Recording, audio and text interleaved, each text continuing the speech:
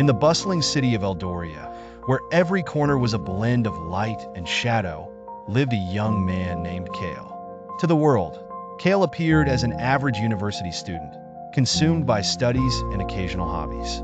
However, beneath the surface of normalcy lay a secret known to none except him. Kale harbored a demonic power, a legacy from an ancient bloodline, a force he neither sought nor wanted, but had learned to wield. It all began when Kale was 15. As he rummaged through the attic of his late grandfather's house, he stumbled upon an old, leather-bound book. Upon opening it, he felt a mysterious energy surge through him, awakening abilities beyond his imagination. At first, these powers terrified him. Shadows followed his thoughts, and fire danced on his fingertips in moments of heightened emotion. But with time and practice, Kale learned to control these gifts. Embracing the dual nature within, Kale vowed to use his powers for a purpose, to protect those who couldn't protect themselves.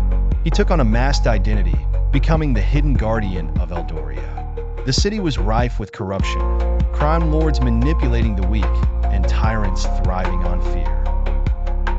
Kale knew he couldn't stand by as the city crumbled under the weight of injustice. One night, as the violet dusk set in, rumors of a helpless neighborhood suffering at the hands of a notorious gang reached him.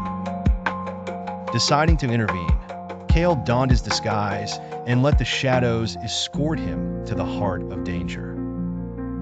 The gang operated from an abandoned warehouse, a fortress within the city. Kale approached the scene with the stealth of a whisper. As he entered, the warehouse was dimly lit, filled with men brandishing weapons and an atmosphere thick with greed and malice.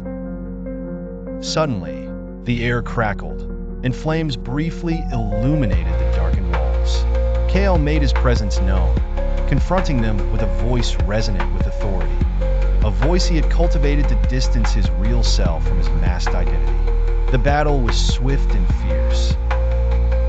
Darkness flowed from his hands, caging the oppressors while tongues of fire encircled the few who dared resist.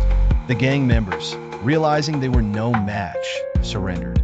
Kale left them tied and disarmed, with evidence for the authorities to handle, ensuring the safety of the neighborhood. As dawn approached, Kale retreated to the shadows, the city's impending sunrise echoing the hope he quietly restored.